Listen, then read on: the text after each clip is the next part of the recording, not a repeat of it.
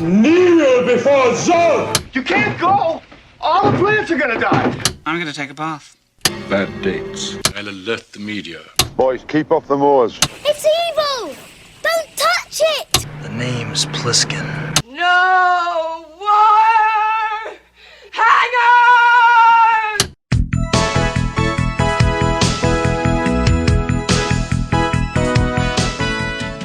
Welcome to Vintage Video, where we're rewatching the 80s so you don't have to. We'll be reviewing every major film release of the 1980s in chronological order, overanalyzing what you've seen and spoiling what you haven't. I'm Patrick O'Reilly. I'm Jesse Bayless. And I'm Richard Wells. And today we'll be discussing Scanners, released January 14th, 1981.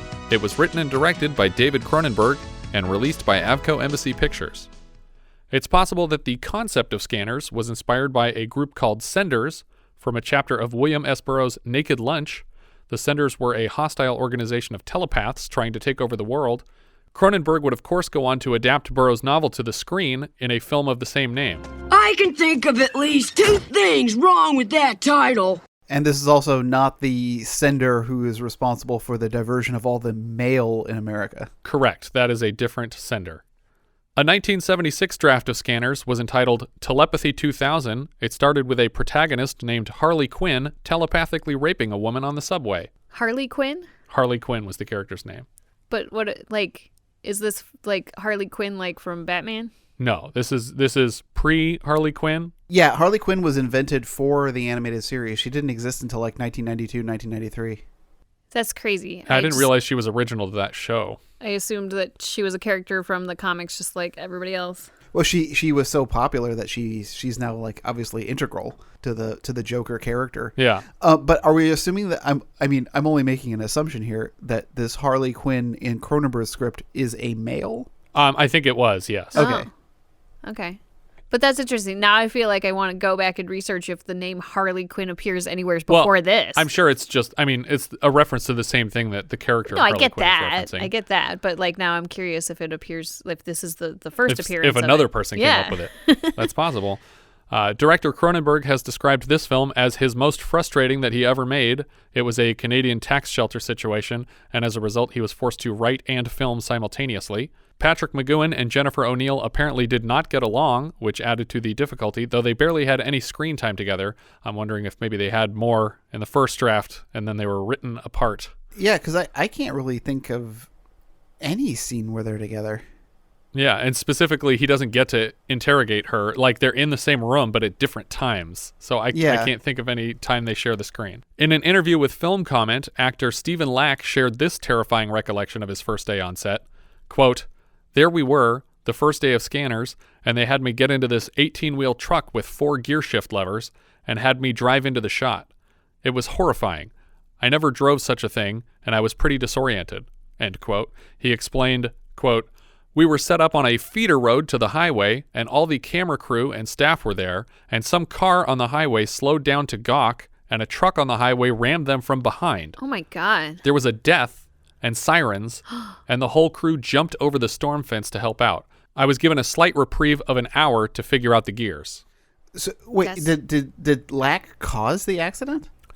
Well, just by nature of being there, the production caused the accident. Okay. That's crazy. But it's not like he did something wrong with the truck. Okay, that was my concern. No. But still, the production itself like caused it because it was a spectacle. Yeah. But like, oh my God, I can't. I couldn't recover from the mental trauma of that within an hour, let alone figuring out how to drive this truck. I'm having anxiety about having, the idea of having to drive that truck to begin with, and then like something traumatic like that happens. Like, I'm done for the day, guys. I'm not doing this. At least in Coast to Coast, they like sat them down and trained them how to drive these things. Diane Cannon and what's his name? Yeah.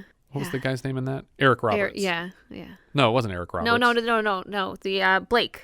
Robert Blake. Different Robert. Yeah. Yeah, Diane Cannon and Robert Blake were given the opportunity to learn how to drive these trucks off screen before they had to do it on set. Scanners has 2 direct-to-video sequels, Scanners 2, The New Order, and Scanners 3, The Takeover, and 2 direct-to-video spin-offs, Scanner Cop and Scanner Cop 2, a.k.a. Scanners The Showdown, a.k.a. Scanner Cop 2, Vulcan's Revenge. I feel like with that many AKAs, it can't be good. Yeah. Oh, I was gonna say, but this is not related also to Scanner Darkly. Correct. This is a separate franchise, and it doesn't. Although that's a very similar story. I don't remember that one. Is it telepathy type stuff? I don't remember. But it's you take these weird. drugs and it controls your brain and your perception. Right. Yeah. I mean, I feel like the only thing I remember about that film was the fact that it was rotoscoped. I think of in the story is because I read it first, and I always think of the scramble suit that the guy wore. So because he was working undercover as a police officer, and he wore this suit so that people couldn't recognize him even if they knew him. Is that a Matheson? No, Philip K. Dick. Yeah, it's Philip K. Dick. I think that because for a while Charlie Kaufman was attached to adapt A Scanner Darkly, and I feel like that's what he's making fun of with the 3 in adaptation, where he's like, well, the cop and the criminal are all one person, it turns out at the end. And he's just like, yeah, that's every cop story in the world. But also, like, how are you going to shoot this practically? And it's like a battle between motors and horses, like technology versus horse. And they're still all one person, right? Well, that's a big payoff. Cronenberg did not secure the rights, so he had no say over any of these sequels, and he obviously hasn't given his blessing to any of them. An announced 2007 reboot was scrapped when the creatives involved refused to move forward without Cronenberg's consent, and that was not granted. That's actually kind of cool. Yeah. That they would only do it if Cronenberg said it would be okay. I feel like that's a position that a person takes when they already have a decent amount of money, and they're like, all right, you know what? I'm willing to respect the artist now. I'm living comfortably. Yeah. But you're a producer, and you're comfortable with your career on your own, and you're not beholden to the studio, because the studio, I'm sure, was pissed. Yeah. But I mean, someone still owns the rights to it. Yeah. It reminds me a bit of the story of 2010. The Peter Hyams went to... He wouldn't do it without Kubrick's consent, right? Correct, yeah. And Kubrick was basically, at that point, was just like, I don't care. Yeah, he's like, I don't think he's ever really cared about people doing sequels to his stuff. Like, that wasn't... Does he have other sequels? Dr. Sleep. Oh. It's not like he could give consent to that. No. But... I honestly think he would, though. I think he would have approved of that. I don't think it was, like, it desecrated what he had. Yeah. In any way. But in my opinion, this is overdue for a reboot or a sequelization in some form, especially while Michael Ironside is still around. Like, it would be great to have him play a Cameron-esque character in something. I never saw 2010. Was it good? I liked it a lot. It's in 1984, right? Oh, okay. 83 or 84. Yeah. We still have it ahead of us. We can survive a few more years. Yeah, if we can finish January of 1981, we'll get there. It's much more of a narrative film. It's not as heady. Yeah. Yeah. But it's like the production value is great. The cast is great. I like the writing a lot. Yeah. We open this film with dramatic music and Shining-esque teal opening credits. A vagrant we will come to know as Cameron Vale wanders through the emergency exit at a food court. He steals a cigarette from a table as he passes it and then collects food off of a couple more tables on the way to just abandoned leftovers and makes a meal for himself. He notices two women watching him and commenting on his offensive homelessness. The more brazenly rude of the two women suddenly pauses mid-insult and starts shuddering like she's having a stroke. A high-pitched whine accompanies the attack as Cameron stares her down and she collapses to the ground. Two men in trench coats at the counter behind her take note of the situation and approach Cameron. If you were a dude that has trouble controlling like his reading powers, other people's minds or whatever it is that he's doing here, wouldn't you avoid crowded public places? Like, be a hermit, not a vagrant in a crowded city mall, I would think the only reason he would go here was the survival instinct of there's food here. There's free food. Yes. I just feel like, I mean, I don't know how long he's been like this, if this is like since birth, if he's been wandering in the street. Like, I don't really understand the timeline of this story for him prior to this moment, but I would stay away from the mall. Yeah. There's a story element that'll come up later in that someone will tell him that he's been on ice and just recently let go because they needed him. And I don't know what that means. Yeah, there's too many metaphors in that whole scene. Yeah. But it's possible that he's only been out and about for a matter of weeks. Yeah. Like he's brand new to being a human even. Yeah, that's unclear. That's an interesting idea though, because I guess I didn't think about it like literally being on ice when I watched it. I was just like, oh, okay, that was like a back pocket thing. Yeah, but it's like totally bizarre sci-fi, so it's all possibility. The two men in trench coats at the counter behind her take note of the situation and approach Cameron. The trenchcoat men follow Cameron up the escalator and hit him with a tranquilizer dart in the hand, which seems to be where they're injecting people with this stuff. Cameron finds himself surrounded by trenchcoat men as he jumps from one escalator to a parallel escalator and barely hangs off the railing in his half-tranquilized state. Once he gets into the escalator, he curls up in the fetal position, and he's asleep by the time he gets to the top, where the trenchcoat men drag him away. So the entire time that he is like going up this escalator, like I'm having anxiety attacks about like being sucked into the end of the escalator as he's it's like a fully functioning escalator falls that they down. use. I'm like, don't fall down. You gotta jump at the end. You're gonna get sucked in there and like crushed into little bits. But they let the actor lay down, and he's wearing like a strappy coat. Like there's stuff that could have gotten sucked into this thing. Oh, for sure. That kid is back on the escalator again. He awakens strapped to a bed. A bearded man approaches him from the darkness of the warehouse. He knows Cameron Vale's name, and he knows what Cameron is, even though Cameron seems never to have heard the word scanner before. The bearded man, who we'll come to learn is a scientist named Dr. Ruth, invites a crowd of people into the warehouse to look at Cameron strapped to this bed. And I want to know what this is about. I get that he's trying to put him through some kind of mental test, but what were these people told? Like, yeah. What was the prompt? Yeah, did he put out a flyer? Are these ConSec employees? He just gathered a room full of people stay totally silent, but think anything you want.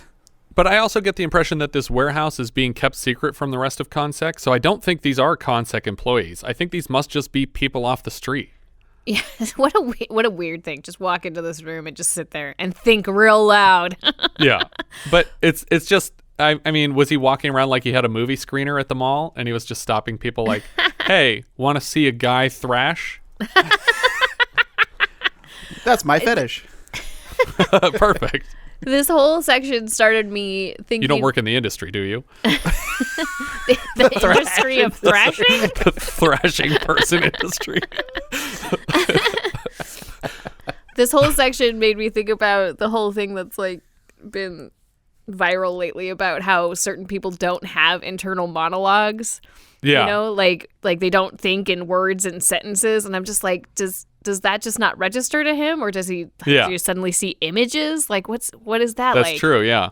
And I can't tell what the point of this is from Dr. Ruth's perspective either. Like, is he just trying to show him how useful ephemeral is by showing him the contrast of a bunch of people thinking, and then I give you this drug and then you don't hear it anymore? I suppose it was also possible that he was just trying to see how much he can take.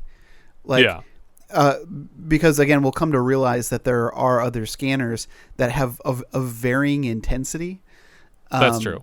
And so it might be that he's just trying to see, like, you know, all of these people should be, like, totally driving him insane. Or the flip side of that, the more people would allow him to kind of put up a stronger defense so he could be around larger crowds without drugs. Well, that's what's weird about the scene is because it almost feels like he's going through a detox because it's such a long like montage. Like we keep crossfading forward in time, and it feels like it's supposed to be like he's getting something out of his system. But right now, he doesn't have anything in his system yet. I mean, I guess he has the injection that he got at the mall, if that was ephemeral. But I think that was just a sedative. Right, because there seems to be some conflict in what ephemeral does sometimes. Sometimes it's supposed to knock you out, and sometimes it's not. It should just make your head clear. It should make it so that your powers subside, but then it doesn't make you unconscious. Maybe they have two different versions. Yeah. You know, it's like Tylenol and Tylenol PM. Yeah, ephemeral PM. That's good. But it reminds me of like how the rules of kryptonite change sometimes. Or I guess there's different colors of kryptonite that do different things too. Correct. But he's freaking out in this bed and nobody's mouths are moving, but he's hearing all these voices. And we cut to later that night when Dr. Ruth returns and he gives him an injection of ephemeral. Presumably this is the day ephemeral. And the voices are muted and he says, "You can talk now." We cut to the Consec building across town, where a scanner on stage announces his intentions to scan everyone in the audience, despite a myriad of unpleasant side effects.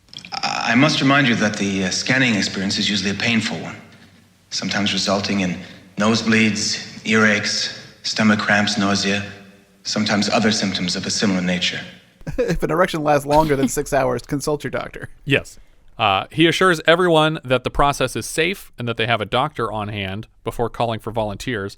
And surprisingly, only one man raises his hand, even though presumably everyone here signed up for the nosebleeds or whatever. Like, they know this guy's a scanner and that was the plan. Well, I don't know. I mean, like, I would assume that they signed some sort of form to come in here, but who knows if they read the fine print. They're like, wait, what is this? If that wasn't on the billboard or whatever, if that wasn't on the flyer on the office wall, then there's no way that a dozen people wouldn't get up and walk out of the room as soon as he starts talking about, nausea and headaches and upset stomach, diarrhea, Pepto-Bismol.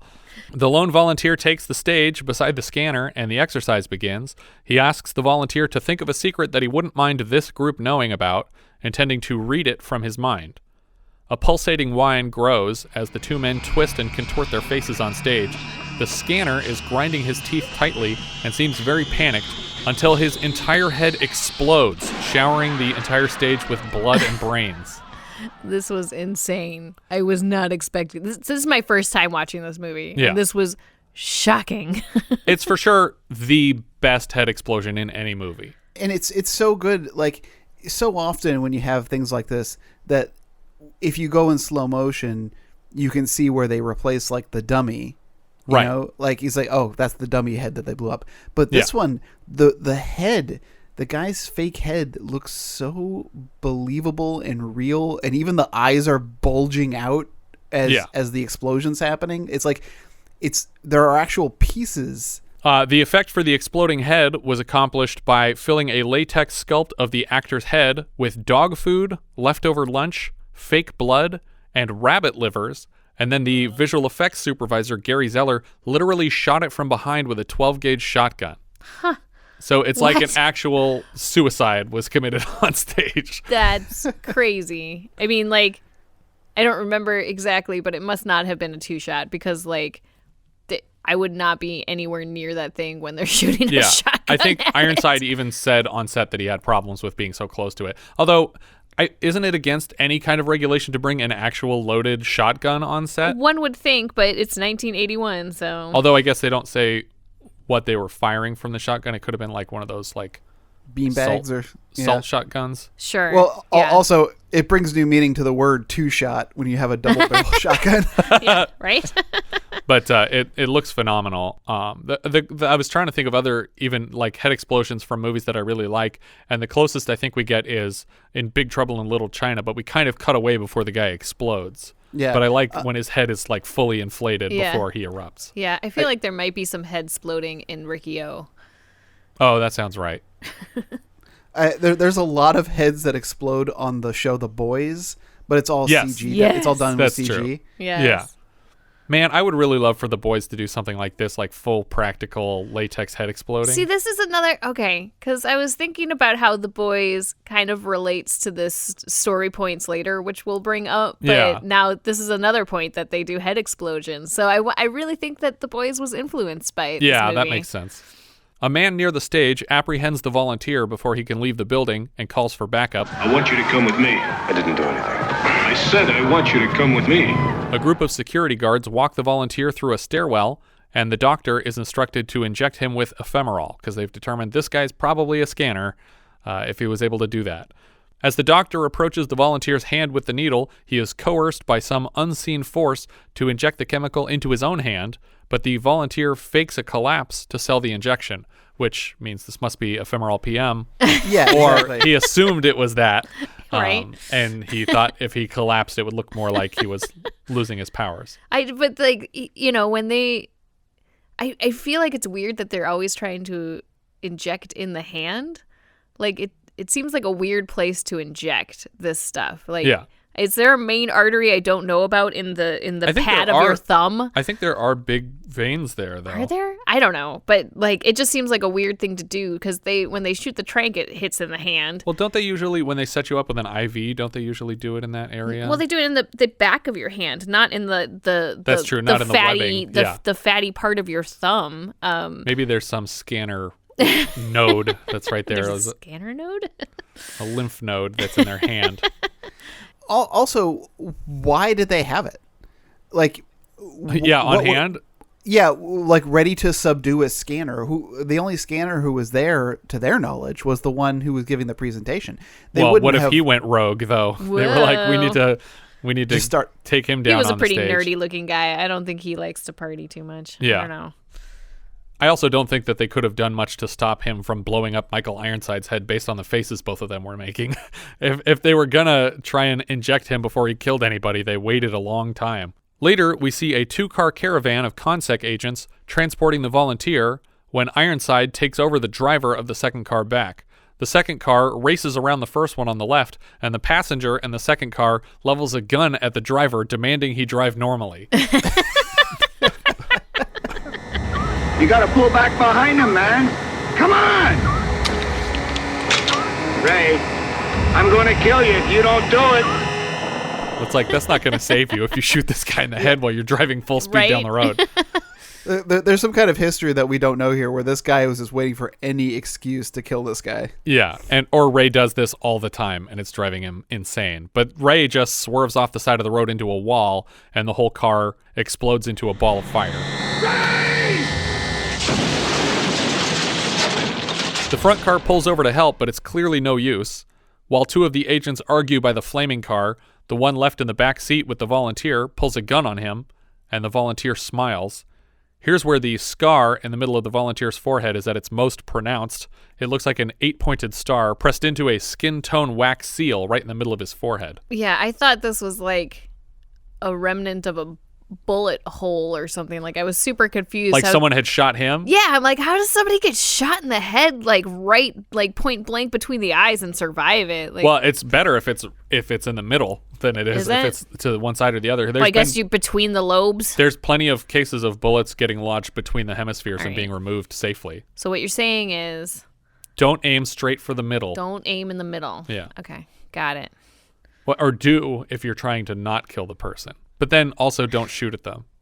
Wait, do you want me to die or do you not want me to die? I'm Are you confused, shooting at sweetie. yourself? I thought that's what we were talking about. Who knows? The argument between the other agents is solved when the backseat agent shoots both of them and then himself under the puppeteering forces of the volunteer. We cut back to ConSec, where executives are recapping the previous night's events. This was evidently the first attempted presentation of scanners to the public. It went poorly. Yeah, I was a little confused by that. What, that this was their first presentation? Well, because, okay, I guess this is getting a little ahead, but I was like, Dr. Ruth works for ConSec and is in charge of scanner-related things. And this is ConSec sending out the message to the world that we have scanners. Like, this is their press conference or whatever. It does seem premature for this kind of a presentation. Well, maybe premature, but also, this is the spoiler alert, Dr. Ruth knows the guy that did the head exploding, right? Yeah. Like, he knows who that guy is. Like, why is he not involved in this, and why does he not know that he is in that room? Well, to me, again, if we're getting ahead of the story here, that the volunteer will be revealed to be actively seeking out these scanners and to eliminate them. And it's possible that this was one of the last scanners that they had protected, and that's why this event was so private. But we also know that we'll come to find out that there's a mole in this investigation, in this organization. At ConSec, It's possibly that this was all set up in order to allow this volunteer to get close to this person. I totally get that. But that just... I guess if I were Dr. Ruth, I'd be a little miffed that they're putting on a press conference about scanners without me. Yeah. So, you know. Well, it certainly shows in his demeanor in this conference room where he's just slumped over in his chair. Totally defeated. Yeah, he does not care what these people have to say. The board is considering putting an end to the scanner research program headed by Dr. Ruth, and a new security head is announced, Mr. Braedon Keller. Keller moves to convince the board that scanners are not viable tools of war. Let us leave the development of dolphins and freaks as weapons of espionage to others. I'm assuming the dolphin comment is a reference to scientist John Lilly, whose dolphin experiments we mentioned in our Altered States review as having inspired Mike Nichols' Day of the Dolphin. Dr. Ruth's response to this is to point out that the audience of the presentation was not very well vetted because they somehow let in an assassin, likely a scanner himself. I need to see Day of the Dolphin. Is there exploding heads in there? Because that would be amazing. No, it's just dolphins putting bombs on ships. Oh, yeah. Okay. I think they're attaching limpet mines to ships. I mean, that's still pretty awesome, but like dolphins, like, you know, using telepathy on people and that would be cool. Exploding brains would be really cool. I'm sure Russia has tried that at least. They use cats. Do you remember that whole story? The Russians using cats as listening devices. CIA did that too. Did they really? Yeah. I remember that reading something about them implanting listening devices in cats so that they could get them into places that they couldn't otherwise get them into. The CIA program failed immediately because the first cat that they bugged to record a meeting got hit by a car inside of 15 minutes. And they were just like, we're not going to do this anymore. Cats are dumb. This took so long to train this cat, and then it got hit by a car immediately. Well, you don't train cats. Use dogs. That was your first mistake. They use cats for a lot of weird stuff, the CIA. I remember I read something, and I don't know if this is verified or anything, but that they would light cats on fire and let them go in fields in Cuba to sabotage like crops and stuff because the cats would just run around and spread the fire for miles. Jesus. Yeah. Like, I wonder how many different types of animals they had to light on fire to figure out which ones would spread the farthest frantically around while on fire. The cow just stood there. I'm ready. All right, cows are out. This is my time. When you gotta go. When Keller admits that the man seemed to use scanning techniques, then he makes Ruth's case for him. A scanner can bypass rigorous vetting and carry out 6 executions without even being captured. Well, that, gentlemen, is my response. The weapons capability of these telepathic curiosities. I would say 1 solid execution and 5, killed while attempting to escape. Yeah. I don't know if I would call those executions. Yeah, because he clearly didn't have them in mind. Like, his plan was to kill the one guy and walk out. I mean, I feel like they were executions in so much. I mean, it wasn't a premeditated, but it was a one-sided attack. In that way, it was an execution. Yeah. They had no chance against him. Especially the last guy that was literally just being forced to shoot himself in the head. Keller points out that the last scanner in the program exploded on stage yesterday, so shutting down the program is redundant anyway.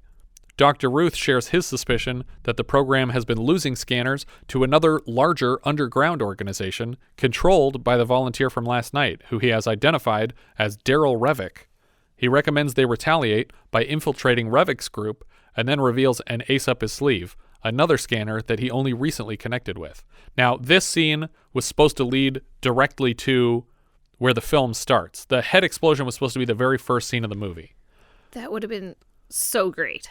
I think that would have been better, but they moved it further into the film because they were worried people coming to the theater late would miss the head explosion, and then it's a little bit slow for a while after that. Yeah. And so they moved it around. But I think it works better if you start with the explosion, and then he hadn't even captured Cameron yet for his program. And that was something that was kind of an afterthought where he's like, oh, well, now I have to go to my last resort opportunity.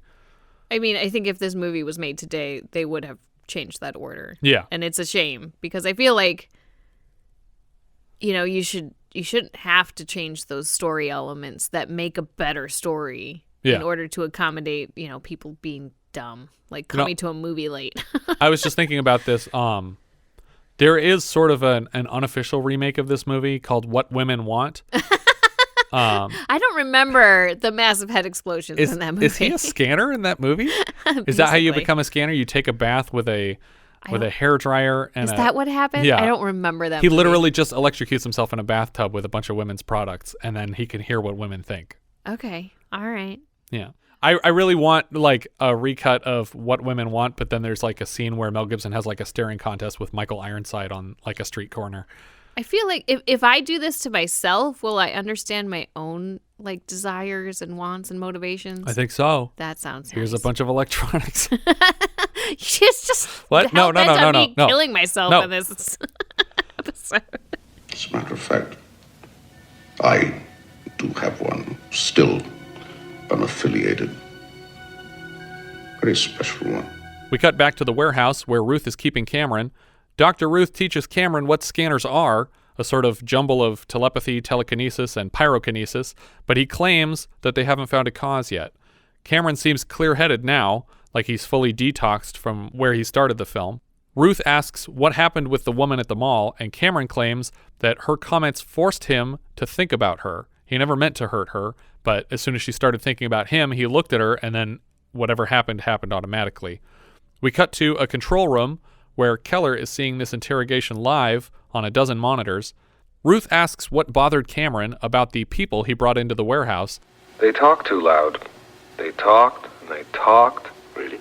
I didn't see their lips move, did you? No, it was the other voices, the ones without lips. Now, Ruth teaches Cameron about the drug ephemeral, the drug that he injected Cameron with to stop the voices. It is a scanner suppressant. And we cut to a film reel of an old interrogation of Darryl Revok. Sure enough, it's the volunteer from the night of the headsplosion, and he's wearing a bandage right between his eyes because he says he drilled a hole in his head to let the voices out. This is an actual procedure called self-trepanation, and it's sometimes used to relieve intracranial pressure. Egon Spengler even tried it once. Egon, this reminds me of the time you tried to drill a hole through your head. Remember that? That would have worked if you hadn't stopped me. Revok tells the interrogator that he covered the hole on his forehead with an eye to keep the voices from getting back in.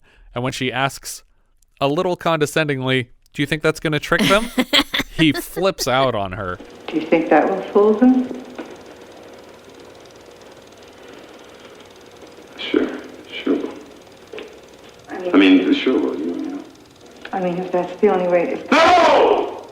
And I don't think the actress was prepared for Ironside's reaction, but when he thinks that she's patronizing him, he like picks up a glass and throws it through a one-way mirror on the other side of the room. I mean, to be fair, also, like, you drilled a hole in your head and then put some, like, fabric or, you know, gauze over top of it. I feel like it's now easier for things to get into your brain. That's true. It's definitely more porous. Ruth tells Cameron that he and Revok are essentially the same, but that Revok is on a rampage killing scanners that won't join him, and it's up to Cameron to put a stop to it. We cut to a subway platform where Keller is meeting with a man obscured by a panel in the foreground. I hated this aspect of this. Yeah. It because the only reason to obscure someone this way is to have someone who we know who it is. Right. And they have to hide it so we're surprised when we find out who it is. But to go about it this way, there's only so many people it could be. Yeah, it's obviously not Cameron. It doesn't make sense if it's Dr. Ruth, so it has to be the only other person that we've dealt with that he would meet with in secret. Yeah, I would have preferred like this had just been a phone call, like a one-sided phone call. Sure. Where he's just giving information to somebody. And because the way he could have phrased it, it could have sounded just like, oh, he's informing someone within the agency. Yeah. And then the big reveal will be later, oh, he was giving this information to so-and-so. Right. But this way, like, it makes you think too much. And like you're trying to figure it out. And the only logical it's not really conclusion, a mystery. Yeah. Yeah. Because the part that would surprise you is that Keller is the mole, not that this other guy is the person who's receiving information from the mole. Yeah. It would have been even more interesting to do it the other way. Like, to show... To show Revok and have Keller hidden? Yeah, show Revok. Yeah, spoiler alert. Yeah. Show Revok and then have Revok be getting this information. Like, that's more interesting because then you go, oh, I don't know who to trust it could have now. been anyone on the board that was giving this information to him. It's like Principal Skinner with a certain agitator, for privacy's sake, let's call her Lisa S. No, that's too obvious. Let's say L. Simpson. But anyway, Keller fills in this mysterious stranger on the results of the board meeting, and he tells the man about Cameron Vale, Ruth's secret weapon. Back at the warehouse, Cameron is introduced to his psychic sparring partner, yoga master Dieter Tautz, whose name sounds so much like tater tots that I'm calling this intentional. They call me tater salad. Apparently, Tautz can control his heart rate with his brain. All right, it's hard not to hear it. Come on, give me some of your tots. No, I'm freaking starved. I didn't get to eat anything today. He can control his heart rate with his brain, and he has invited Cameron to try and manipulate it remotely. I want you to make a link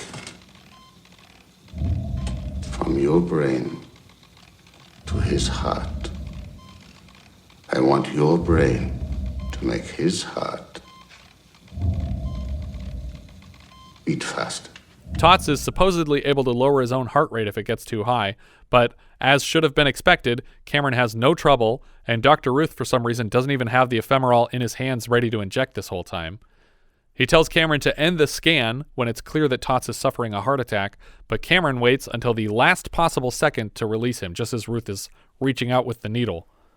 Yeah, and going for the hand again. Yeah. You were right, Dr. Ruth. It was easy. Dr. Ruth sets Cameron on the course to locate Revok. The first breadcrumb on the path is an artist named Benjamin Pierce. He spent time in a prison for the criminally insane. Ruth doesn't seem to know for certain whether Revok has gotten to Pierce yet, but he's their last hope for a trail to him. Pierce was given his freedom after killing his entire family via an art rehabilitation program. Well, he attempted to kill his entire family. Oh, he didn't actually kill them. Well, and he didn't actually kill him. He also didn't kill them through an art rehabilitation program. We don't know that.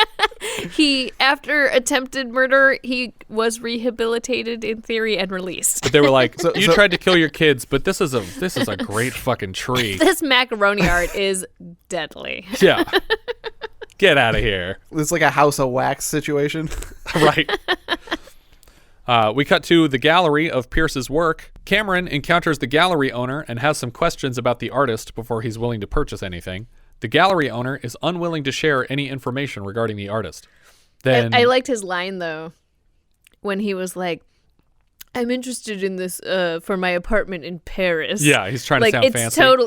He totally sold me. I'm like, if you have an apartment in Paris, of course you want to buy this art. I like how you tried to give him a fancy voice, even though he says everything in the same monotone. Right. He's just like, I was thinking about buying some art to put in my fancy apartment in Paris. Where I'm from, we. Where we are from. The royal we. We. Then maybe you could just think about where he lives. The man is suddenly flushed, and his nose trickles with blood.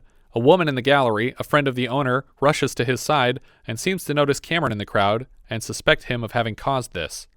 We're now 37 minutes and 30 seconds into the film and just meeting the actress who gets top billing somehow. Yeah. Which, I mean, like, is she especially famous? Because, like, I didn't know her, but I thought it was interesting that she got top billing. She was a supermodel. I think she's Brazilian or Argentinian, maybe Brazilian, and she doesn't sound it. No, but she was like a cover girl model for a long time. So she probably is at the time the most known person in this or at movie. least the highest paid person. I don't know if she's the most known, but yeah, there was definitely some reason that she got billing over Patrick McGoohan. If she's like some like Playboy model or something, or cover girl or whatever it is. Yeah. I mean, I feel like they would put her in this movie because of her hotness, and they mostly cover her up in like winter coats the whole time. That's true. Yeah. Yeah. But she had been in other like psychic sci-fi movies too before this. Okay, so she has a type. She had experience. Mm-hmm. She stares intently at Cameron from across the room until his nose begins to bleed, and then Cameron heads to Pierce's cabin in the woods. Is this the origin of the psychic brainwaves cause nosebleeds?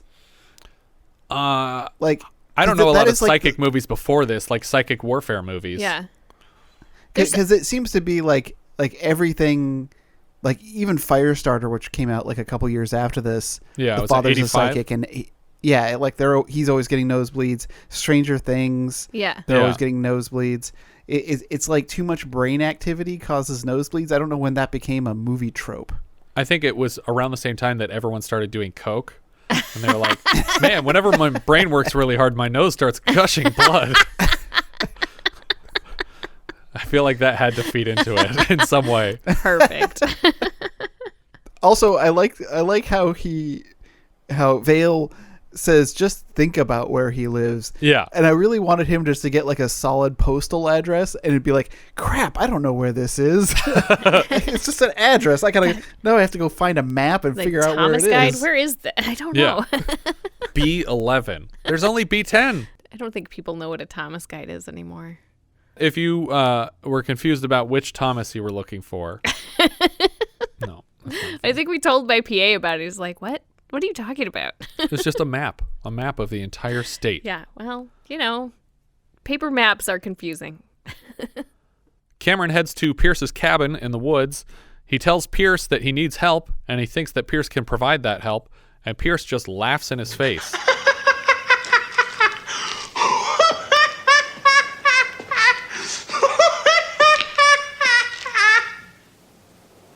Then I think you're in big trouble, chum. Pierce takes him a little more seriously when Cameron uses Revok's name, and Cameron notices a team of people sneaking up on the cabin with shotguns, but he doesn't say shit about it. He just says, like, hey, why don't we come over here in this giant head that you have and talk? And so they sit on a couch in this huge head sculpture, and Cameron reveals himself as a scanner and asks Pierce how he deals with the voices, unmedicated, and Pierce credits his art. My art keeps me sane. I was wondering if the head was some kind of like cone of silence, like because he obviously had like sitting area in there. Yeah, it was like oh, is this like Professor X's like Cerebro? Well, like his reverse Cerebro in Logan. Where okay, where they're hiding that he's in. Like what are those things called? Like it's a Faraday cage or whatever. Like it prevents things from getting in there. I almost thought that it was actually like a filmic metaphor for that they were talking to each other in their heads. Oh God! That makes more sense. You know what? that went right over my head. I'm not saying that that's definitively what's going on here. No, but I thought it was easier than recording ADR, and they were like, why don't you just go into a giant head and then people will understand you're psychically talking to each other. You seriously think that constructing a giant fake head with a seating area in it is easier than recording ADR? Cronenberg probably had that thing. He's like, I got a big head in my garage. Does that help? You're the director. You answer. Still, Cameron has not mentioned the approaching hit squad, but presumably they both know it's coming because they have scanner brains and they can sense when people are around. Maybe not. Maybe they can only sense other scanners. Maybe they're inside that, Faraday head cage and they don't know they're coming. But I've covered this. Cameron does know they're coming because he saw them. Okay, yeah. When Cameron asks where Revok is hiding, Pierce steps out of the head and is immediately getting blasted with everybody's shotguns. Shotguns are like this movie's weapon of choice, too. Yeah, for sure. It's like Shotty's only video game mode. It's like... I don't know what you're talking about. It's like when you would play GoldenEye, you could pick like a weapon that was the only weapon on the whole level. Oh, really? Yeah. I forget if there was a shotgun in GoldenEye. I feel like there was. There was a couple, yeah. From inside the head, Cameron works mentally to locate all of the assassins and attack them using his powers. We just see him swinging his head around left and right, like whip pans as he's crushing people with the stuff in the warehouse. And when everyone's dead, he moves outside to hear Pierce's last words. Not Revok. Not Revok. They're zombies. Robots. Killers. They'll turn you into a zombie. Robot killer. No, not Revok. There are others. Others can. Kill Obrist. Kill Obrist.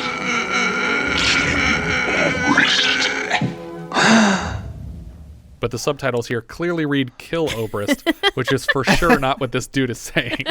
Yeah, I was really confused by this. I have this. I'm reading the script for this movie instead of my usual notes. Yeah, I know this movie really well, and I was looking through the script here, and I was like, it says "Kill Obrist." What? Yeah, this isn't an official. This is not an official. Right, script. right. But clearly somebody misunderstood this. So this transcript script that you're reading also said "Kill Obrist." It might be the same thing as what we were using. Well, we were using open titles for our subtitles, but that's just funny. They might have just copied and pasted from some script they found online. Yeah.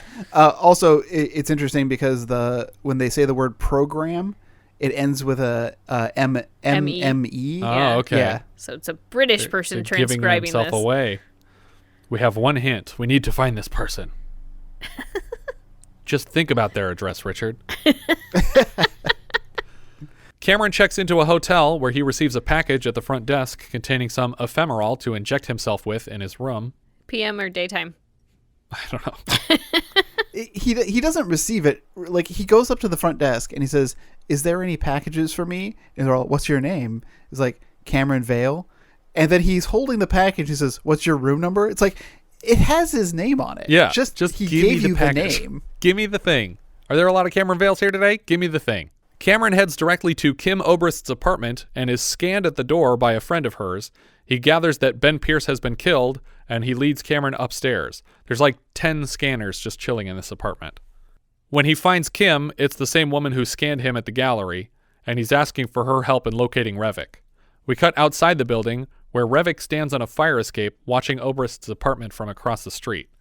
We crossfade from the face of Revok to the face of two other men who he is presumably controlling. Well, and this confused me. I get that he's controlling them now. What I thought was he was mentally manipulating other people to make it think that that's what he looks like. Oh, well, yeah, but there's two people here. Right. That's what was so confusing about the first crossfade. I was like, oh, this is the fake identity he's pretending to look at. And then it turns to a third guy. Like, I was like, oh, okay. I don't know what's happening now. So I'm confused at this point.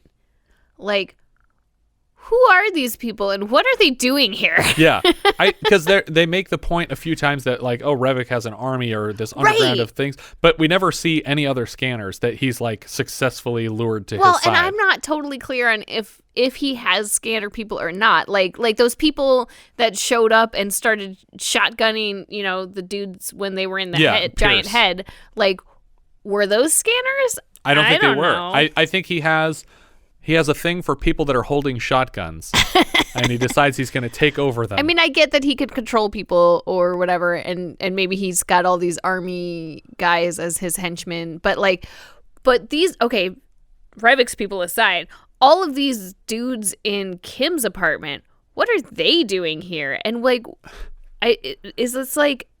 It's a scanner orgy. It's a scanner orgy? Yeah. They're just touching brains, It's a mind fuck. Yeah. But like, are they like a militia that's trying to stop Revok and they're just a bunch of scanners trying to do good? Or are they just like, Netflixing and chill? Like, I don't know what's happening here. They're not on his path, it doesn't seem like. I mean, that's what Cameron's here to convince them to do, is to go after Revok. They weren't already doing that. It seems like they're a resistance, but sort of a... Resistant what? It seems like they're resisting being converted to Revok's army, which we haven't seen any hint of. But they're just, what I thought they were doing was, I thought they were just kind of like they have to put up so many defensive walls against other people all the time that this was kind of their moment to unwind. Like they can just let their minds wander with each other because they're all sharing the same kind of feeling. Yeah. But wherever they're going, or whatever visions, because we never see their perspective of what's happening. Right. We just hear their voices, but they don't notice anything else going on in this room. That's true. They're so involved in their drum circle that they don't see anything coming. But inside the apartment, all the scanners are sitting in a circle now, and they're just chanting as they mind meld with each other, and they're describing like what it's like to combine brains with other people. Well, not all the scanners. There's still the lookout at the top of the stairwell, but when he encounters Revok's shotgun puppets, he is unceremoniously dumped down the stairs. I assumed he was going to send the rest of the group like a brain DM, like, hey, shotguns inbound, but they're so distracted by connecting with each other that they don't even notice these guys until they're already in the apartment and have shot 3 people in this circle. Like, everyone is still smiling after the second shot is fired. Like, I feel like normal, non-scannery people have better senses than these guys. That's true. Maybe they were just distracted. Well, it's not like, how when they say if you lose a sense, your other ones become stronger? If you gain a sense, your other ones become less? Yeah, so they don't even hear or see this going on because they're so distracted by their other sense. Have I told you guys about the show I want to write where it's called The Fifth Sense, and it's about a blind psychic?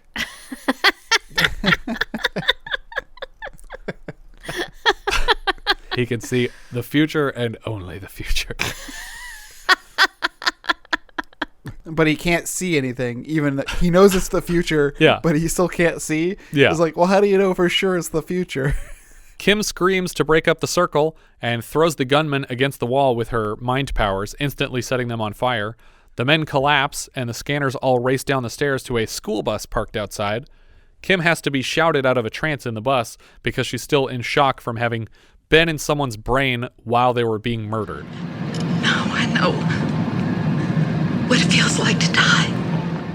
I'm getting a formula vibe from this movie because in that film, George C. Scott was sent to solve a mystery, and everyone he talks to gets shot the second he walks away.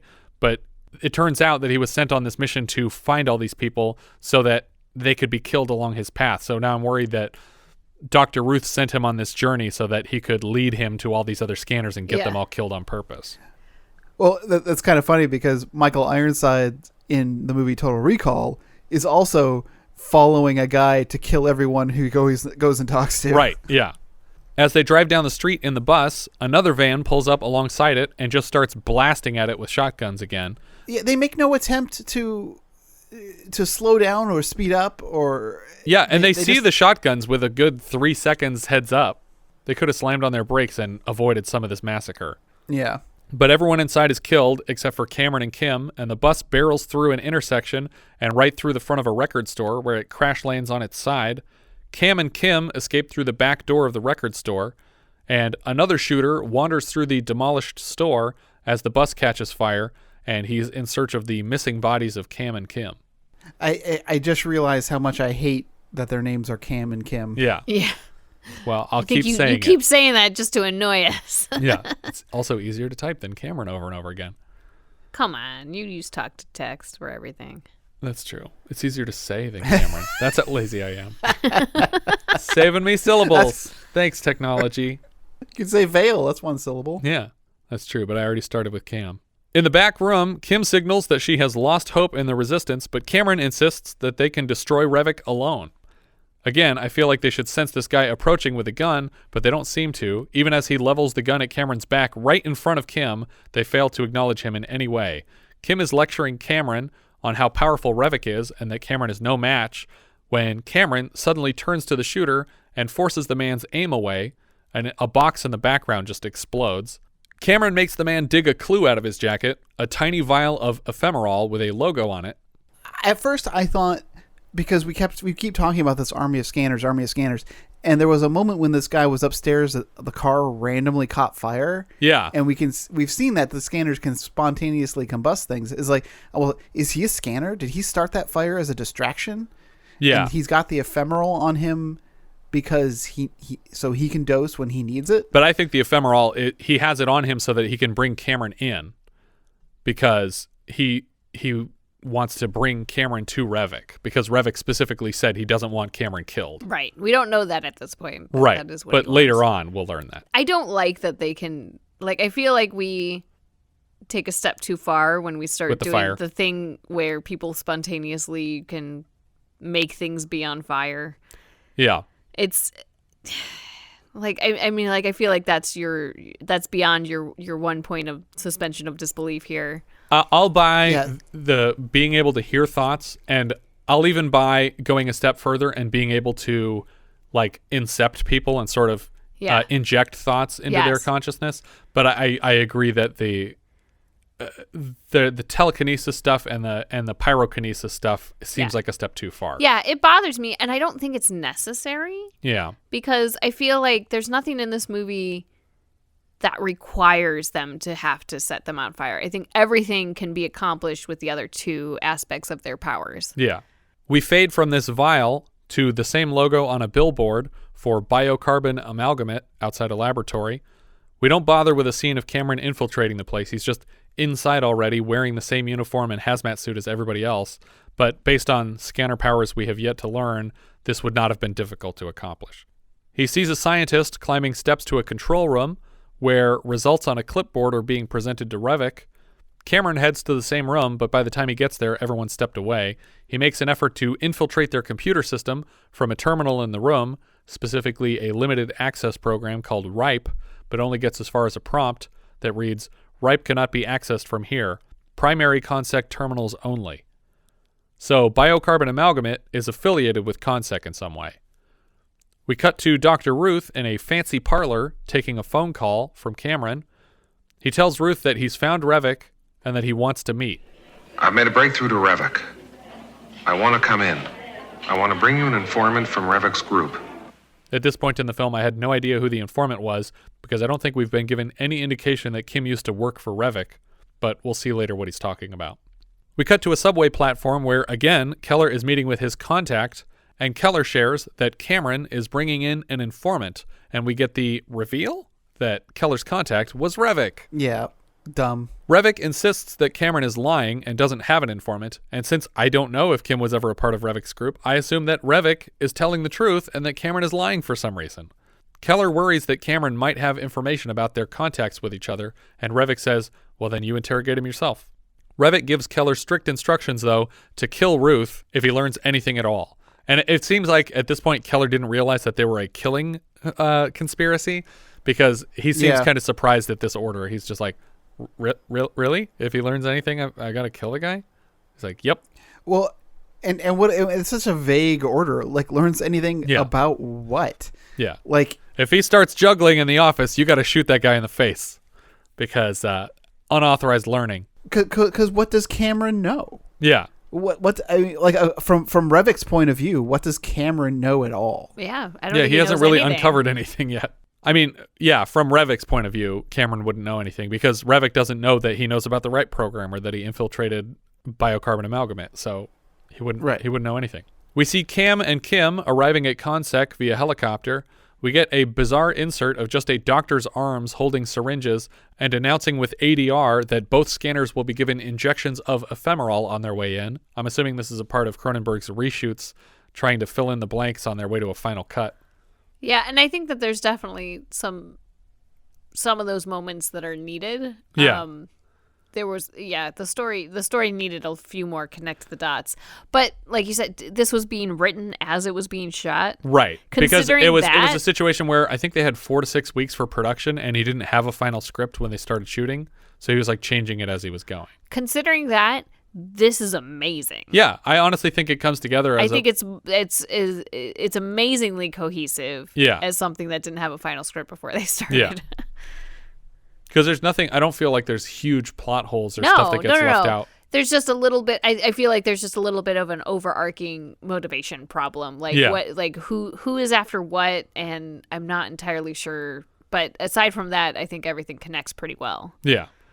Inside ConSec, Ruth expects an apology from Keller, who opts to hold his applause until this interrogation turns up any useful information. Why don't we save the party until we've unwrapped the presents, Doctor? But that's not really how parties work. Usually presents are right around the 2/3 mark, right after cake is good. Presents are the indication that it's time to go home. Yes. This is where Keller drops the bomb that Trevellyan, the CEO of ConSec, doesn't trust Ruth with the interrogation, so Keller's going to handle it himself. I'm not sure if this is an actual order that Trevellyan even handed down, or if Keller was just like, he won't have time to follow up on it, so I'm just going to tell him this was someone else's idea. Right. Ruth has to wait in the next room with Cameron during the interrogation, and Ruth tells Cameron that the injections they just got outside were placebos because he figured that Keller was going to pull some bullshit like this. I'm assuming Cameron already knew this because he should have been able to hear everybody's thoughts on their way through the building. Right. Cameron asks Ruth about the RIPE program, and when Ruth seems unfamiliar, he asks if Ruth has heard of biocarbon amalgamate, and Ruth admits to having founded the company in 1942, when actor Patrick McGoohan was a mere 14 years old. Quite the prodigy. He was admitted to the board of ConSec when they bought the company from him, and despite being on the board and founding the company, he claims to have lost touch with the laboratory and has literally no idea what they're doing there anymore, until Cameron informs him. It manufactures ephemeral for Darryl Revok. It may even be run by Darryl Revok.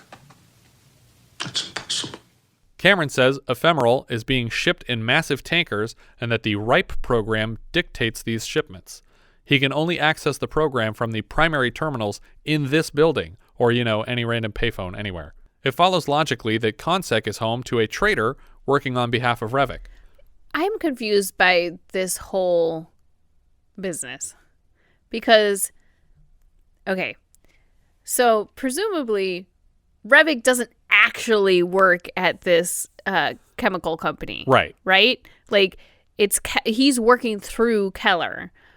I don't understand why the hell the head of security or whatever Keller is for Consec has anything to do with what is manufactured and what they do with the stuff that is manufactured at this subsidiary of theirs. Why are they taking orders from Keller at all? Right. Yeah. Right. But it just doesn't make sense. Like, I'm not really He's blackmailing the wrong person if he's threatening to kill Keller if this company that he's not affiliated with directly doesn't make a chemical that he needs. Yeah. Because Keller doesn't seem to be getting anything out of this. Right.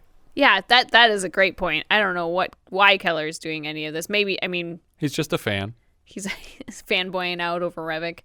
Maybe Revok is controlling him, but then if he's controlling him, why do they have secret rendezvous? Like, can't they just meet telepathically? Yeah. What if after their second meeting, he just gave him a little kiss on the forehead? It's just like, oh, they're boyfriends. I didn't know. Oh, so would that clear it up? I don't know. I'm just super unclear. Like, because Revok is in the building, like doing stuff. Like, I'm really maybe unsure. Revok is in the building posing as the guy who is in charge of that company. I get that actually makes a lot more sense. Like, and he's just delegating nobody orders knows to that people. he is a scanner or Revok, and Keller got him in there, and he's doing stuff. Yeah, that makes way more sense because I can't picture Revok doing all of this stuff. He just body swapped the guy who makes Keller. Right. Yeah. Ruth tells Cameron to access the RIPE program and smoke out the traitor because it's not obvious enough to Ruth who the traitor is yet. I want you to access the RIPE program. I do not have computer clearance. Neither do I. But you do have a nervous system. And so does a computer. And you can scan a computer as you would another human being. Wop, wop, wop. Okay. I'm not sure that that's exactly right. Keller steps into the interrogation room and immediately starts hitting on Kim. What a pleasant surprise. You're very attractive. Before she's willing to share any information, she wants to know how Consec intends to protect her from Revok's revenge, and Keller tells her that she should be more worried about him before flipping all the cameras off in the room. Not just with his middle fingers, he turns switches to turn them off. Keller gets right up close, and he tells her that he knows that she isn't what she claims to be. And again, I was confused because I was just starting to think that maybe she had worked for Revok, but what he's saying here is that he knows that she didn't work for Revok, and not that she isn't a scanner. Right, exactly. Because at first I was like, what do you mean she's not what she said? She's clearly a scanner. She set those two guys on fire. That was incidental. Yeah. That was going to happen to them anyway.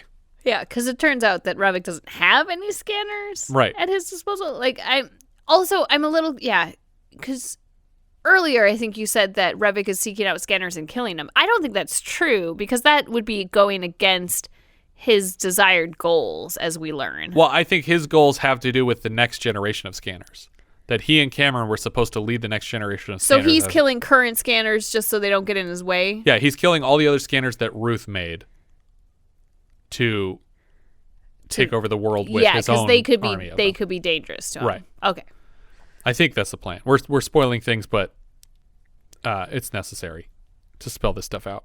Kim tries to escape the room, and Keller slaps her hard. He puts a gun in her face, but with her powers, she forces the gun away and shoves him to the ground before leaving. And we hear his voice all warbly like people get when they're getting scanned. I hate that sound effect. I don't like that. It's so gargly. Yeah. And slowed down. Yeah, it's difficult to listen to. Keller slaps an alarm button on the wall, and security start running around all over the building. Ruth tries to drag Cameron to the computer to access the RIPE program, but Cameron breaks away to rescue Kim. Ruth starts talking about how important the computer is, and then he starts talking nonsense to himself about accessing the past, and I really don't know what he's on about here. He just keeps repeating access the past. Like that's a clue to something, but it doesn't pay off in any way. Keller tells 2 guards to find and kill the scanners immediately. Ruth sits in Kim's chair in the interrogation room and talks to himself some more, this time out loud. Ripe. Ripe indeed. The ripe program must be stopped! Maybe access the past means that he's realizing what Revok is doing with this chemical, and that he's doing what he did in the past. Well, or... So he doesn't need to know what the ripe program is. Yeah, because the problem that I see is that access the past is knowing things that happened before he was born. Right. That's what he needs to understand. Yeah. Ruth's shouting attracts the attention of Keller as he passes the room, and he walks inside to point a gun at Ruth. Ruth continues blathering about the ripe program and puts his hands over his ears so he won't hear the shot that kills him. But Cameron hears it, psychically, clear across the building. Kim and Cam find each other in a hallway. Stop it. And run head-on into the guards with orders to shoot on sight. Cam and Kim scan them both. Stop it. Unclear what message Cameron is projecting, but Kim is forcing one of the guards to see his mother where she is standing, and she looks very disappointed in him.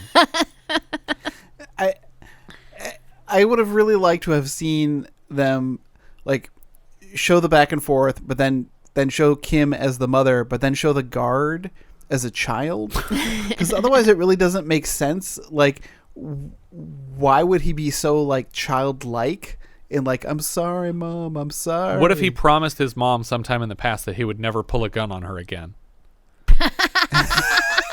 And so now here he is doing it again, and she's just like, God damn it, I knew that you were going to do this. But both guards... And how does she know what his mom looks like? Oh, I guess she's getting it from his brain. That's all. Sorry,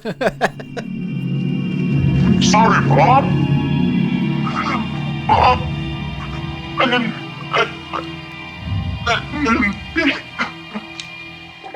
Both guards collapse to the floor in tears. Later, Keller finds the men, and they inform him that the scanners have escaped. Cameron pulls up to a gas station and runs to a payphone to access the computer through the phone lines. I feel like once you found Kim, do this part from the building. Couldn't you have done this in the building? Yeah. But somehow he knew it was connected to the phone lines and that he would be able to access it from outside the building. And what is his end game? Like, okay, so he accesses the computer. What is he going to do with the information? Is he going to memorize it? Well, he does it, kind of. I mean, he gets the information he's looking for here. I mean, I think he just needs to... I don't even think he knows what the right program is. The whole point is to log in to figure out what it even is. Yeah. So right now, all he knows is that it controls where these shipments are going, and he wants to know more information, like specifically where are the shipments going, and then I will figure out why they're going there. Yeah. Mm-hmm. But he opens up a connection to the payphone, and we hear the same digital whine of scanning as Cameron is now accessing the computer with his mind, and we get these slow zoom-ins on circuit boards of they're like lit in various colored lights as we're watching the computer react to being hacked. And I'm assuming that these circuit boards are actually very large, like in the sense of a model for the camera work. Oh, okay. Because they get so close. They get so close with the camera that these must have been like oversized like mock-ups, right? Yeah, that makes sense. Because a 35 millimeter camera is not going to fit real close up to this circuit board. In the computer room at ConSec, Keller is arguing with the lead programmer because the computers have locked them out. Another programmer points out that the program has been accessed, that it's been accessed through the phone line, and whoever's doing it is currently accessing the right program. Well, and this is like playing on people's, I don't want to say ignorance of what a computer program is, because the ripe program isn't an app. It's literally just a spreadsheet that says shipment A is going here. Yeah. It's not it doesn't perform a function. It's not doing calculations. It's just keeping track of a list. Right. It's program like kids soccer program, not program like, like an executable. Yeah, exactly. Yeah. But the computer readout is showing a list of names, and I Googled a bunch of these, assuming that they were people from the credits, but I can't find how this list was generated. These are all very successfully random names, and they must have been genuinely randomly typed up by someone on set, or like they're literally like just names of people's friends or something that they put in the movie. Well, but I mean, I don't know if they were doing the sort of legal clearances that we do now, but whenever we use a name in a script, I have to run it up the ladder. I think that's a newer thing in the legal department, and it's a really funny thing because if there's only like one or two people, then you can't do it. I can't do it. But if there's like, I don't even know what the threshold is, but it's like, well, there's 15, there's 15 Kim Obrists in the world, so we can use that name. But sometimes if there's 0, you can't do it. Like when they were making Meet the Fockers, or the first one, Meet the Parents, they said, you can't call this character Gaylord Focker unless you can prove to us that there are Fockers in the country, that's a real last name. And so they had to like go through and find people with the last name Focker. Because they were like, so weird. So it was the opposite problem. It wasn't that too few people identified as this. It's like if literally nobody identifies as this, then it's not even a name, and you're just putting a bad word in your movie or a mispronunciation of a bad word. Yeah, that's so funny. Keller asks how it's possible that someone could access the system, and the programmer tells him, "We're plugged into the telephone system. Anybody who has the proper series of access codes could get in here long distance." Why? Yeah. If this system is so secret that you can literally only access it by primary terminals in the same building, then there's literally no reason for this thing to be plugged into the phone lines. Or when a dude goes on vacation and he needs to log in from his ski chateau in Aspen. Well, that's when you get the prompt from biocarbon amalgamate that says, "Sorry, primary terminals only." Yeah. Also, how about you just, if you want to stop them, just unplug the phone line? Yeah. And if you need this information in multiple places, just print out all 12 pages. Like, how long could this list possibly be? This database doesn't need to be this huge for a list of where shipments are going. And see, in a movie like War Games, they kind of cover this information, like, because it's like, yeah, how did he dial into a supercomputer inside this government facility? And in that movie, they explain it away. Like, it's like, oh, this was an old line to an old subsidiary that the phone line never actually stopped. Yeah. They never, has just been active. And so they explain that it was a mistake. Like, they didn't want that to happen. They didn't want it to be accessible from the outside. And this is like, it's like its purpose. Yeah. Well, and like, I wonder, yeah, like you said, how much ephemeral are they really making and shipping places? Like, it would have to be millions of trucks to warrant this entire computer system. If it's literally just a list of addresses. Well, I mean, because, yeah, that's crazy. I mean, think about how much a single injection is. Unless they're using these. This is a massive amount of this stuff. What if the server is deciding where to send these things? Like, he built some sort of an algorithm, and that's what this computer is. But like you. Oh. That might make sense, because you have to track where it goes after you ship it, because like who or maybe it was like literally like, oh, we're gonna build up your army in these specific like strategic locations because that's where you would need the most people to take over a society or something like that. Is this like the Insight program? What is Insight from? A Project Insight. That's the Captain America Winter Soldier, where they have a list of all the people who could be a potential threat to Hydra. Yeah, it's basically the 7% solution, right? Yeah. If you're referencing the MacGyver episode. Yes, I was.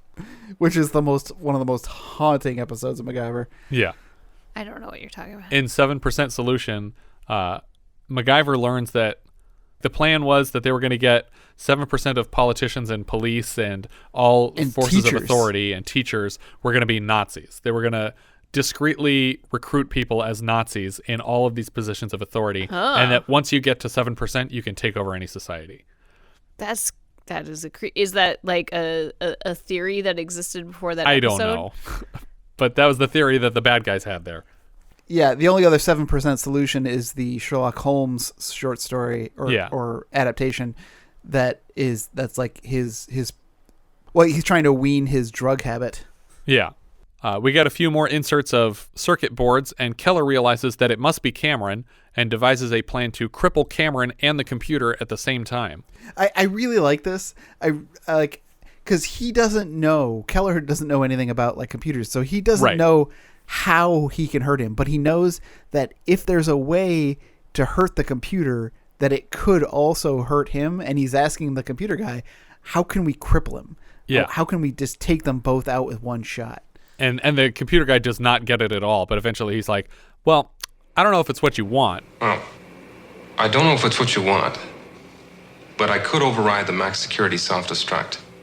It's designed to blow all the circuits in case of anticipated possession of data by unauthorized and unfriendly forces. Isn't that exactly what's happening? Yeah. You shouldn't have to override it. It should have been activated already. Do that. Do what that is. And Keller tells him to activate the self-destruct, and then the guy's like, well, I would need clearance, and he points a gun in his face, and he's like, all right, that's the password. The engineer gets to work, and he has to cross the room to turn a key on another panel to officially send the order. Keller steps away from the machine as the self-destruct begins, but another programmer assures him that it's a very silent process, and there's nothing to fear here. Really? No one's ever switched off a scanner before. We see the power lines over the gas station start sparking, and the attendant filling Cameron's car freaks out and runs off, spraying gas everywhere in the process. Back at Consec, the programmer who insisted there was no danger is blasted through a wall by terminals exploding near him. No effort was made to disguise the cable yanking the stunt person through a pane of glass into the outer hallway. Every piece of computer explodes, and we cut back to the gas station, where the power line now falls into the gas puddle, and Cameron's car explodes. Cameron looks at the phone he's holding, and it's just melting in his hand, like dripping black plastic into his hand. He runs from the phone booth just as that also explodes, even though there's no fuel or anything. There's no combustible material here. It's just a metal and glass phone booth. Well, it's like the GoldenEye effect. Right. When the smoke clears, we see that Keller has been killed by a tipped server in the computer room.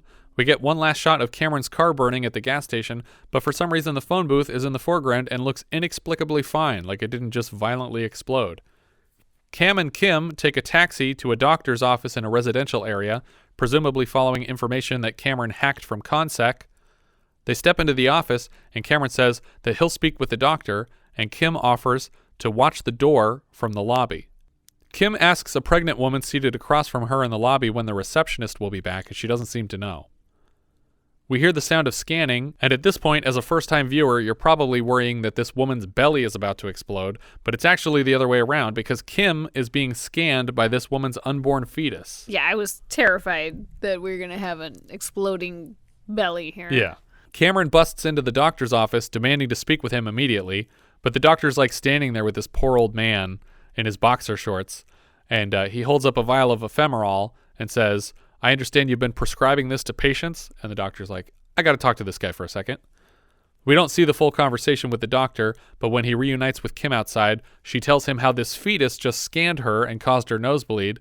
And Cameron is able to put together that these doctors are receiving the shipments from biocarbon amalgamate.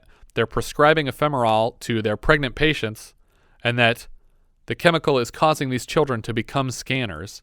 In the middle of his explanation, Kim is suddenly struck with a tranquilizer dart in the back by one of Revok's goons, and Cameron tries to pull the dart out, trying to keep some sedative out of her system. He tries to carry her across the yard to safety when Revok finds both of them. Of course, they came here by taxi, so they don't have a car, and this wasn't really a logical escape plan. Yeah.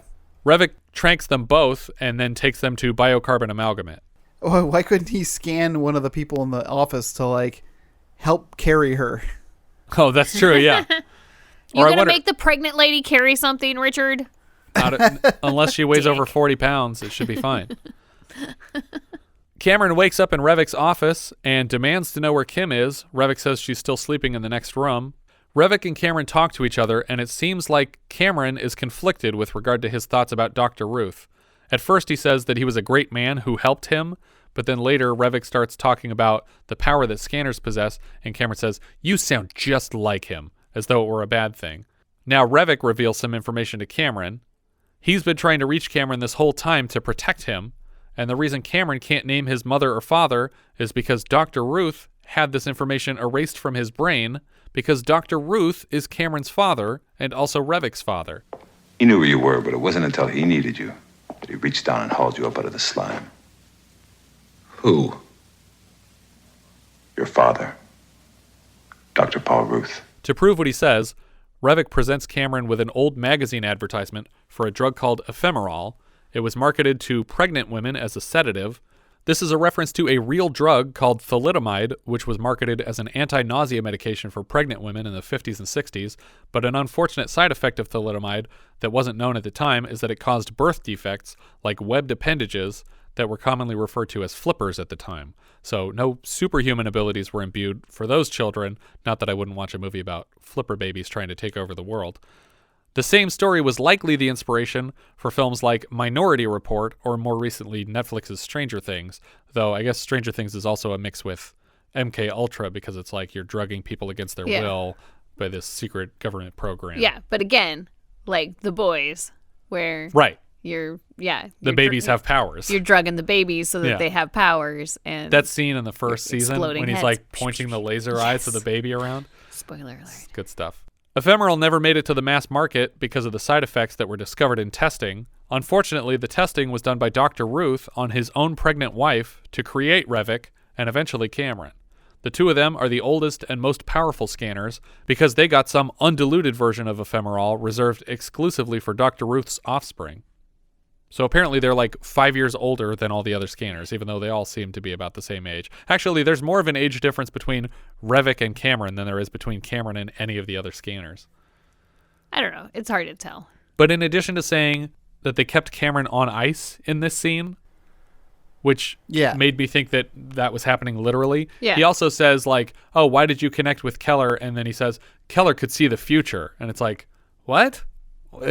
Are we? Is there a psychic character here? And again, like, I don't think he's saying that literally. I don't think he meant literally on ice, and I don't think he meant literally see the future. I think he just meant he's getting on the side that he thinks is going to win. Yeah, and I forget what the other thing, but he's just so figurative in this whole lecture that there's a third one too where I was like, is this literal or figurative? Because you shouldn't be mixing that in such like a ridiculous sci-fi story.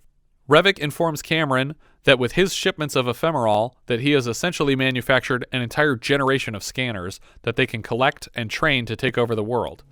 You sound just like him. Like Ruth. No, not like him. Like Revok! Darryl Revok! No. Like him. It's as though he's been reincarnated in you. Revok makes one last attempt to extend an olive branch to Cameron to take over the world together, but Cameron turns him down, kind of like Luke Skywalker did in our Empire Strikes Back last year. All right, we're going to do it the scanner way. I'm going to suck your brain dry. Everything you are is going to become me. And Michael Ironside says a very similar line in Starship Troopers when they find one of the victims of the brain bug. It's like, they sucked his brains out. He's so great in that movie. What follows is a lot of dramatic facial expressions, which would have looked weird without all of the amazing sound design and music cues. But they're also combined with maybe my favorite effect after the exploding head, which is these veins that are bulging on their arms and faces, but they're pulsating to the point that they're actually squirting blood out of their arms and faces from these like huge veins. This is crazy. Cameron makes Revok's face bubble. Revok makes Cameron's heart explode out of his chest, and I was like, at this point, I was like, okay, so he's dead, right? Because he's not gonna recover from that. Cameron, now on the defensive, reaches up to his own bubbling face and starts tearing big strips of his flesh away, and then his eyes fully exploded out of his head. God. Cameron holds out his hands and conjures flames until his entire body is engulfed in them. Revok begins screaming, and his eyes are now completely white. Apparently these contact lenses he was supposed to wear scratched up his eyes, and it caused like serious issues. He had to like go and get like his corneas scraped to Jesus. shave it back. I mean, I know back in the day, like contact lenses weren't like soft and flexible like they are now. Like they were hard plastic, and before that they were glass, which is just like the ones that they ate last year in Can't Stop the Music, gross, in the lasagna, crunchy contact lenses. But like those are like pupil sized ones, but like in order for these to make like everything white, like it's the full size of the eyeball, cover the whole eyeball thing. And I'm like, how much worse is it to have a hard contact lens covering your whole eye? Like, that's horrifying. And I imagine they got scratched on the way in, and that he had to just overcome the pain to do this performance with them in and then take them out. Well, it's epic, so kudos to you. But it looks incredible, and the the white eyes look that he has here, wrapped in like streams of electricity, ends up being the poster and cover box for the movie. So. Yeah. We cut to Kim waking up in the next room and then moving into Revok's office to find the aftermath of the fight. There is a completely charred corpse on the floor, presumably Cameron's, but then huddled in the corner under a jacket, she finds Revok. He's alive, but the scar on his forehead is gone, and his eyes now look like Cameron's eyes. He tells her in Cameron's voice, "It's me, Kim. Cameron. I'm here. We've won. We've won." And we dip to white before coming back facing a monitor, which then prints out the credits for the rest of the film. I'm pretty sure they literally just set a camera up and pointed it at a monitor to record these credits. But that's the end of our story here. I didn't notice that the scar disappeared. Yeah, I didn't notice it on my first pass either, but when I went back to rewatch that's interesting. It's totally gone. Oh, I was going to say that about the text going up on the computer, that it's not even lined up. Yeah. Like it's crooked. The camera's like at a funny angle to the computer screen. They must have done that probably because of the reflection of the camera in the screen. Oh, so it couldn't be dead on because you would just see a lens in the middle? Yeah. That's funny. We did a similar thing in high school for the credits of our movies. We would flip the in-camera effect to negative, and then we would just like scroll on a PDF with black words on white background so that it would be white words on a black background.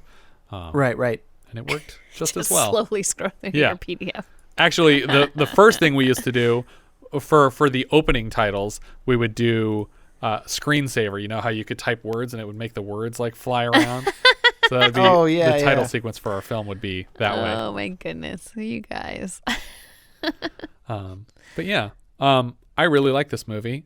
It's great. I hadn't seen it before and I loved it. It was a pleasant surprise to start the year out for us. And I think for sure something written on set has no business being this coherent. No, this is amazing for still being written. Yeah.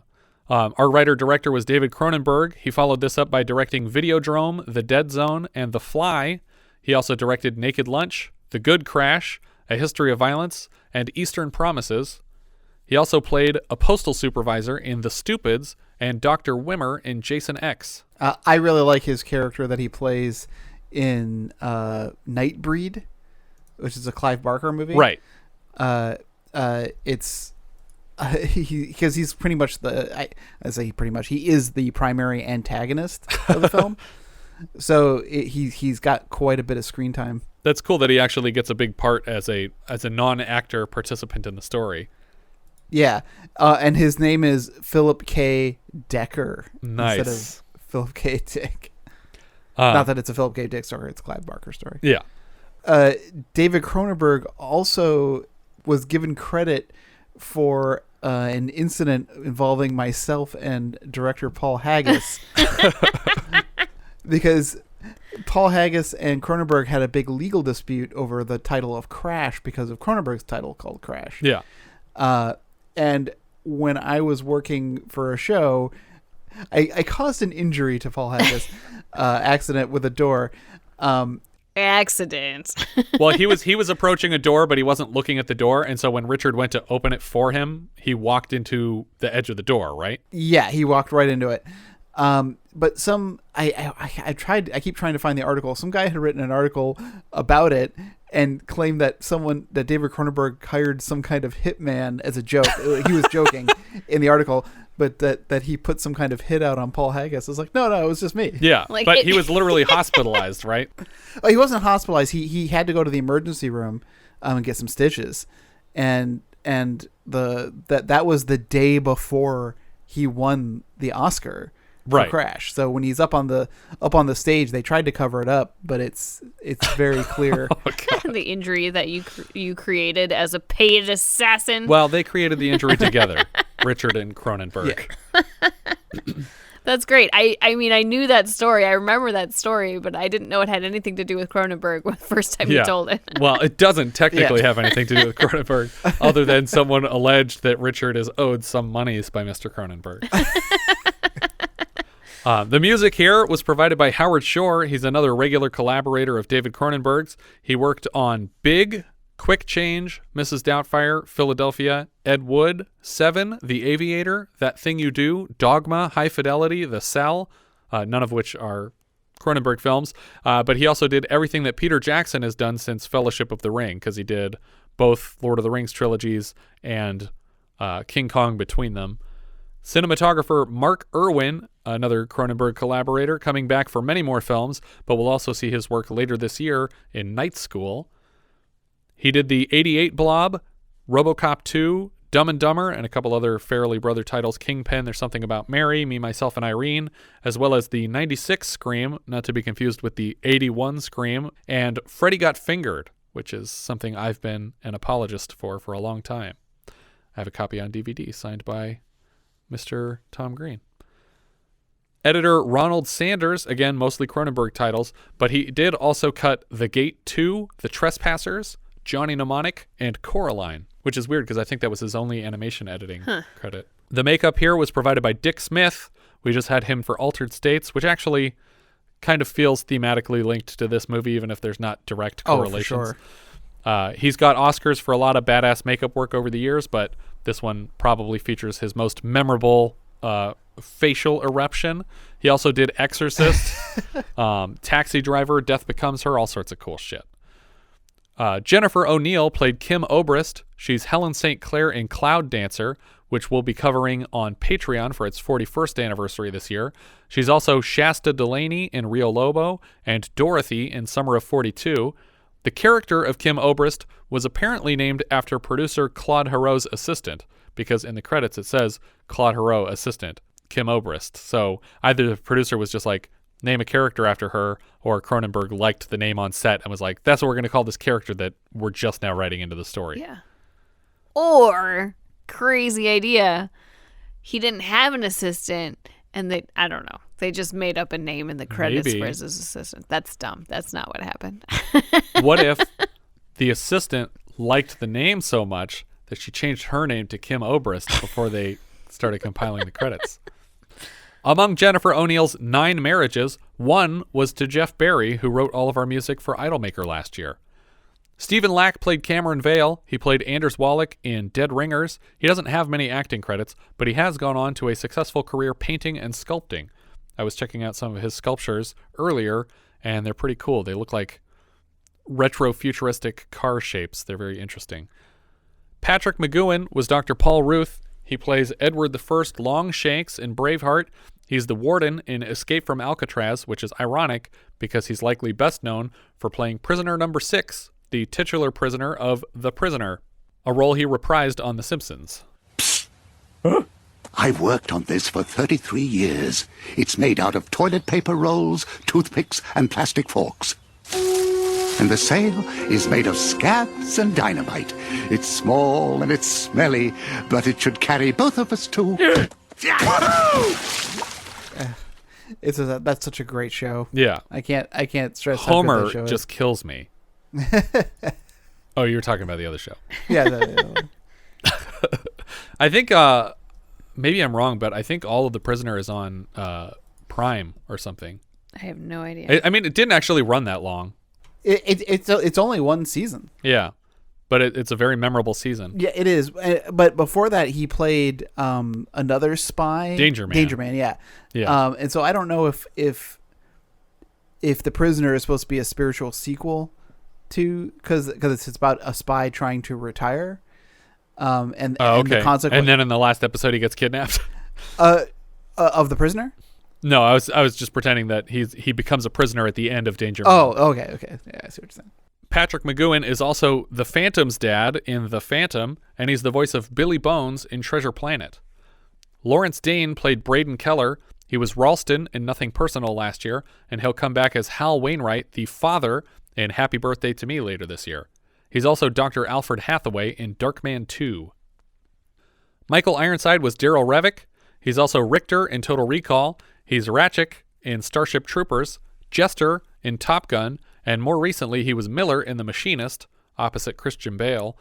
He currently provides the voice of Darkseid in the Harley Quinn animated series after having provided the same character's voice in the late 90s Superman the animated series.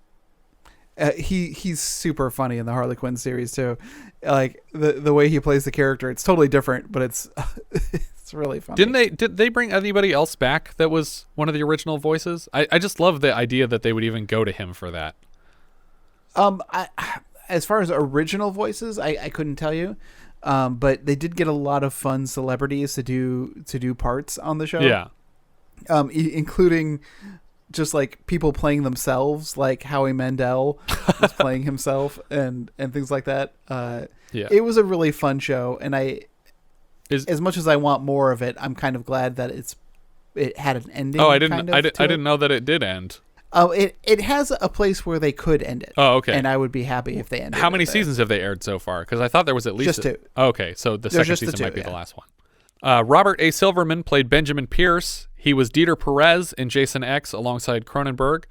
He's also in Cronenberg's films The Brood, Naked Lunch, and Existence, or Existence, as I've just learned some people pronounce it.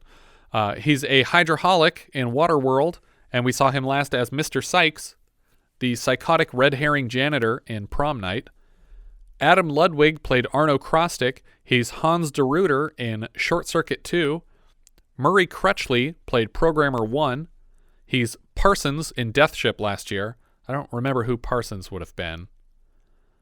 There were only like 9 survivors of the ship sinking at the beginning, so maybe he didn't survive. I'm guessing he's just one of the people that we see in the quick party. Was it a Halloween or New Year's party? I think it was New Year's. There were a lot of costumes for a New Year's party, but it could have been. Yeah. I remember there was a I Dream of Jeannie and a Planet of the Apes costume, but who knows? Louis Del Grande played the first scanner. That's the guy whose head explodes, I believe. We'll see him again as Mr. Shapiro in Atlantic City and a surgeon in Happy Birthday to Me, along with Mr. Keller. Anthony Sherwood played Scanner in the Attic. That's one of the guys from Kim Obrist's place who ends up getting shot in the school bus. He played Seaman number 2 in Death Ship last year. I'm guessing he's a crewman from the first ship that gets sunk. He was also Jackson in Terror Train. That's the guy in the lizard costume who goes, Super fantastic, man. which I think means that he's 3 for 3 dying in movies so far that we've covered. This movie's great. I love the visual effects. Yeah. I love the story. Yeah. A lot of people shit on the Cameron Vale performance because it's so monotone, but I think it works perfectly for the character, especially because he's kind of like a blank slate at the beginning of the film. Yeah, and I think it for me, it makes sense too. Like, I was not bothered by it at all. Like, I think it stands out, but it doesn't bother me. Because I think that we don't really understand his history, but as far as I'm concerned, he's a social outcast. So, like, that doesn't necessarily mean that he has the best social skills in the world here. So, I like his performance. Yeah. And obviously Ironside is amazing, especially in the retro footage when I'm trying to think, I guess they aged him up because he looks younger when they're doing the interrogation scene with him. Or maybe it's just because it's black and white and higher contrast or something. But I also just like how he looks when he screams. Yeah. Like the way he can shape his mouth when he's just in a full roar. He's an amazing. He's so great. And I think that he did a great job in this film in particular. And McGoohan obviously is wonderful too. Yeah. But just those faces that he makes, I can't get over the agony that you see and feel as he's trying to control people, and then, you know, the final scene is just the face shapes are I think one of the best parts of this movie. And honestly, even though he's not in the film very long, obviously, Louis Del Grande, the guy whose head explodes, like, he's really selling that, like, someone's infiltrating his skull and that he's in intense pain. Yeah. And I also really like how people react to being scanned, how there's like such a wide variety of responses to it, like physically, because I feel like that's how it would work. Like, different people would react to it differently because people react to pain differently. But all of them seem really unique and weird. Uh-huh. And I just feel like that must have been the hardest part of the directing for Cronenberg, to be like, no, what you're doing doesn't make sense. Do it like this. Hold your arms up to your face and then wave them over your head as you're getting scanned. There's just so many different things that people are doing, but it all works really well. It never comes across as like weird or out of character. Well, it's a thumbs up for me. Yeah. Thumbs up for me, for sure. Oh, yeah, way up. All right, Letterboxd, what are we thinking, Jess? Oh, it's easily top of the list. Yeah. No question about it. Well, we've had a lot of trash so far. Yeah, but same here, top of the list. Number one. Patrick? Let me look at these again. Underground Aces. Yeah, you know what? I'll put this on top 2. Why not? I actually might be there for a while. I think it's gonna stick around a bit. I think that's everything for this one. If you have any thoughts you'd like to share with us, we are Vintage Video Pod on Twitter, Facebook, Instagram, and Letterboxd. Where, as I've said before, you can find each of our full movie rankings for the year. We can also be found at vintagevideopodcast.com. We also have a Discord now. You can find a button at the top of our .com and join the 24/7 movie chat and share your thoughts on episodes past, present, and future. Also, search for Vintage Video Podcast on YouTube and subscribe to our new channel. If you're feeling especially generous, you can also support the show through patreon.com/vintagevideopodcast. Thank you so much for listening, and I hope you'll join us next time when we'll be discussing Fear No Evil, which IMDb describes like so. High school student turns out to be personification of Lucifer. 2 archangels in human form as women take him on. We leave you now with a trailer for Fear No Evil. Alexandria High School, class of 81. All the students are going to hell, except for Andrew. He sent them there.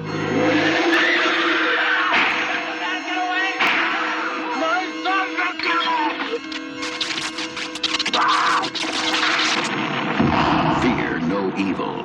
It'll scare the devil out of you.